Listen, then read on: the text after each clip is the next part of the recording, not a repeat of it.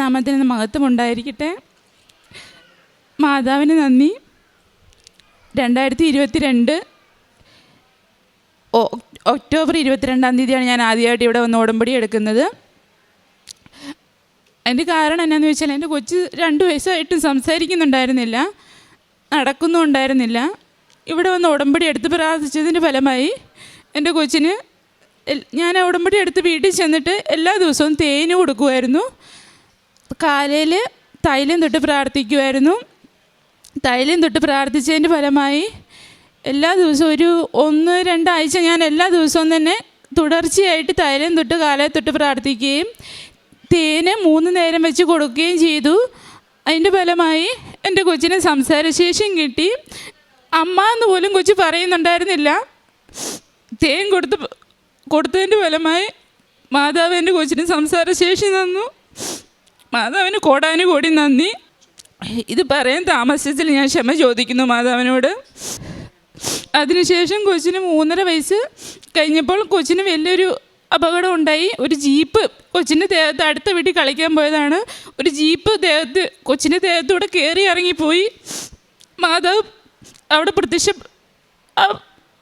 തൽക്ഷണം മാതാവ് പ്രവർത്തിച്ചതിൻ്റെ ഫലമായി കൊച്ചിന് ഒരു പോറൽ പോലും ഏൽക്കാതെ മാതാവ് കാത്തു സംരക്ഷിച്ചു. കണ്ടു നിന്നവരെല്ലാവരും പറഞ്ഞു കൊച്ചിന് 2ാം ജന്മമാണെന്ന്. അത്രയ്ക്ക് മാതാവ് സംരക്ഷിച്ചു. മാതാവ് കോടാനുകോടി നന്ദി. എനിക്ക് പീരിയഡ്സ് ഇറഗുലറായിട്ടായിരുന്നു വന്നുകൊണ്ടിരുന്നത്. 3-4 മാസം കൂടുമ്പോൾ പീരിയഡ്സ് വരുന്നുണ്ടായിരുന്നുള്ളൂ. ഉടമ്പടി തൈലം വയറിൽ കുരിശ് വരച്ച് പ്രാർത്ഥിച്ചതിൻ്റെ ഫലമായി റെഗുലറായിട്ട് പീരിയഡ്സ് വന്നു തുടങ്ങി. ഇപ്പോൾ ഒരു കുഴപ്പമില്ല. പിന്നെ തൈറോയ്ഡ് ഉണ്ടായിരുന്നു. തൈറോയ്ഡും കഴുത്തേലും നെറ്റിയിലും കുരിശ് വരച്ച് പ്രാർത്ഥിച്ചതിന് വിശ്വാസപ്രമാണം ചൊല്ലി കുരിശ് വരച്ച് പ്രാർത്ഥിച്ചതിൻ്റെ ഫലമായി തൈറോയ്ഡും മാറിക്കിട്ടി. ഇപ്പോൾ ഒരു കുഴപ്പമില്ല. എല്ലാ മാസവും മുടങ്ങാതെ ഞാൻ ഇവിടെ വരുമായിരുന്നു. മാതാവിനോട് മാധ്യസ്ഥം പ്രാർത്ഥിക്കുമായിരുന്നു. ഇപ്പോൾ 8 പ്രാവശ്യം ഞാൻ ഉടമ്പടി പുതുക്കി. ഒരു ദിവസം പറഞ്ഞാൽ തീരുവല്ലാത്ത ചെറുതും വലുതുമായി ഒരുപാട് അനുഗ്രഹങ്ങൾ മാതാവ് എനിക്ക് തന്നു. എല്ലാത്തിനും മാതാവിന് കോടാനുകൂടി നന്ദി. ഒരു ദിവസം പറഞ്ഞാൽ തീരുവല്ല, അത്രയ്ക്കും അനുഗ്രഹങ്ങൾ മാതാവ് എനിക്ക് തന്നു. ആത്മീയ ജീവിതത്തിൽ ഞാൻ ഒത്തിരി വളർന്നു. മാതാവ് എന്നെ വളർത്തി. എല്ലാ ദിവസവും കുർബാനയ്ക്ക് പോകാൻ പറ്റില്ല, ഒരുപാട് അകലെയാണ് പള്ളി. എന്നാലും ഞാൻ എല്ലാ ഞായറാഴ്ച മുടങ്ങാതെ ഇപ്പം പള്ളി പോകാൻ തുടങ്ങി.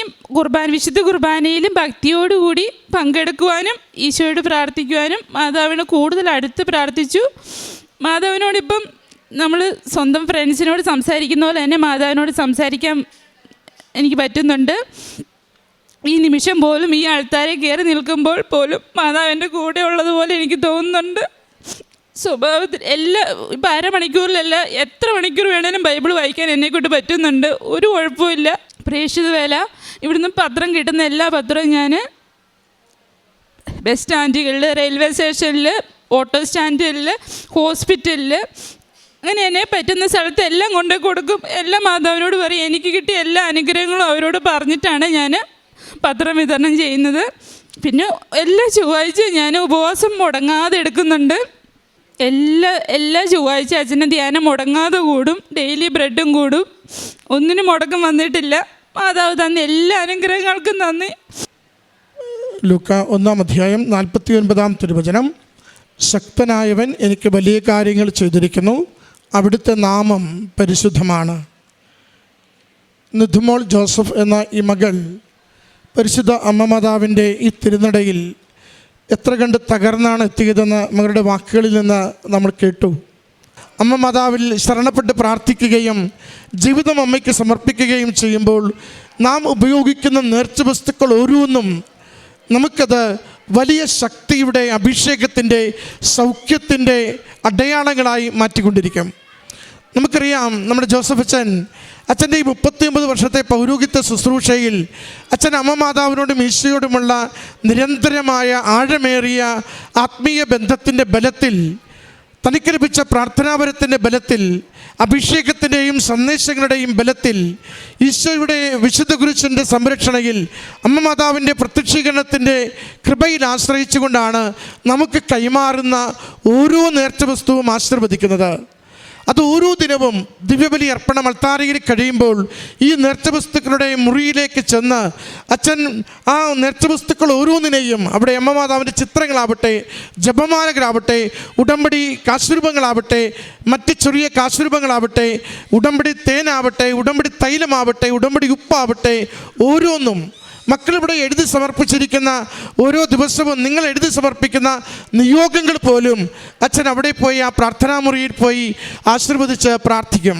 അത് ദിവ്യബലി കഴിഞ്ഞാൽ ഉടനെ അച്ഛൻ ചെന്ന് ആ പ്രാർത്ഥനാമുറിയിൽ പോയിട്ട് എല്ലാ നേർച്ച വസ്തുക്കളും നമ്മൾ എഴുതി സമർപ്പിക്കുന്ന നിയോഗങ്ങളും അമ്മ മാതാവിൻ്റെ സംരക്ഷണയിൽ ഈശോയ്ക്ക് കൊടുത്തുകൊണ്ട് പൗരോഹിത്യത്തിൻ്റെ അധികാരത്തിൽ നാളിതുവരെയും അച്ഛന് ലഭിച്ച കൃപകളുടെ ബലത്തിൽ അച്ഛൻ ഇത് ആശീർവദിക്കുന്ന ഉപയോഗിക്കുന്നവർക്ക് അനുഗ്രഹമാകുന്നതിന്, ഉപയോഗിക്കുന്നവർക്ക് സൗഖ്യമാകുന്നതിന്, ഉപയോഗിക്കുന്നവർക്ക് അഭിഷേകമാകുന്നതിന്, ഉപയോഗിക്കുന്നവർക്ക് പ്രതിസന്ധികൾ മാറുന്നതിന്, തടസ്സങ്ങൾ നീങ്ങുന്നതിന്, ഇന്നുവരെ നടക്കാത്തവ നടക്കുന്നതിന് വേണ്ടി അച്ഛനവ ഈശോയ്ക്കും അമ്മ മാതാവിന് സമർപ്പിച്ച് പ്രാർത്ഥിച്ച് ആശീർവദിച്ചാണ് കൈമാറുന്നത്.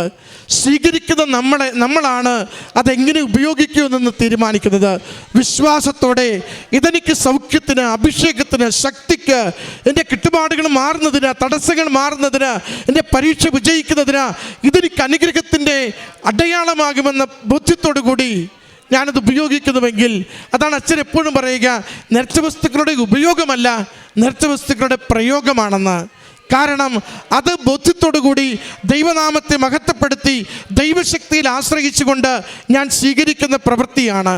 അതങ്ങനെ സ്വീകരിക്കുന്ന ഓരോരുത്തരും ദൈവാനുഭവത്തിൻ്റെ വലിയ അടയാളങ്ങൾ, അത്ഭുതങ്ങൾ അൾത്താരയിൽ പറയുന്നത് നമുക്ക് കാണാനാവും. ഓരോ നേർച്ച വസ്തുവും ദൈവശക്തി അതിൽ നിറച്ചാണ് നമുക്ക് കൈമാറുന്നത്. അതേ ആദരവോടുകൂടി ഉപയോഗിക്കുമ്പോൾ നമുക്കത് അനുഗ്രഹത്തിനുള്ള അടയാളമാകും. ഈ കുടുംബത്തിന് ലഭിച്ച എല്ലാ നന്മകളെ ഓർത്ത് അമ്മ മാതാവിനും തിരുക്കുമാരനും നന്ദി പറഞ്ഞുകൊണ്ട് കരങ്ങളടിച്ച് ഈ സാക്ഷ്യം നമുക്ക് സമർപ്പിക്കാം. അത്യപൂർവ ദൈവാനുഭവങ്ങൾ ഇനി നിങ്ങൾക്കും സ്വന്തം. ഈ യൂട്യൂബ് ചാനൽ ഇതുവരെ സബ്സ്ക്രൈബ് ചെയ്തിട്ടില്ലെങ്കിൽ ഇപ്പോൾ തന്നെ സബ്സ്ക്രൈബ് ചെയ്യുക.